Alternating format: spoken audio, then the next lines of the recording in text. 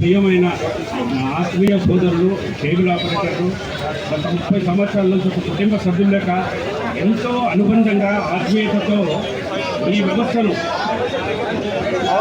వ్యవస్థను ప్రతిష్టాత్మకంగా ఎన్నో కష్ట నష్టాలు ఎదుర్కొని 1991 నుంచి ఇలా 24 వరకు మనం ఎంతో ఐకమత్యంతో చారిత్రాత్మకంగా అందరితోని అన్యోన్యమైనటువంటి పద్ధతులతో మనం ముందుకు పోయిన సంఘటన మీ అందరికీ తెలిసిన విషయమే.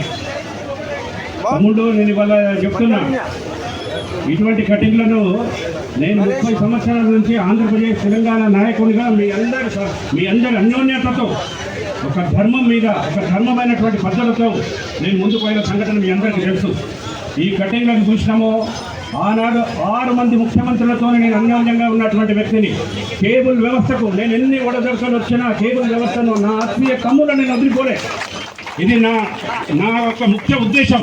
నేను వ్యవస్థకు చాలా పునాది నుంచి డే 1 91 నుంచి ఆంధ్రప్రదేశ్ తెలంగాణ అధ్యక్షుడిగా ఎంతో సేవలు చేసుకుంటూ నేను ఎటువంటి వాటికి ఒడదొడక లేకుండా హైదరాబాద్లో మాఫియా ఎంటర్గా వస్తా అనేటటువంటి కోణంలో కూడా మనం ముందుకు పోకుంటూ వచ్చినాం.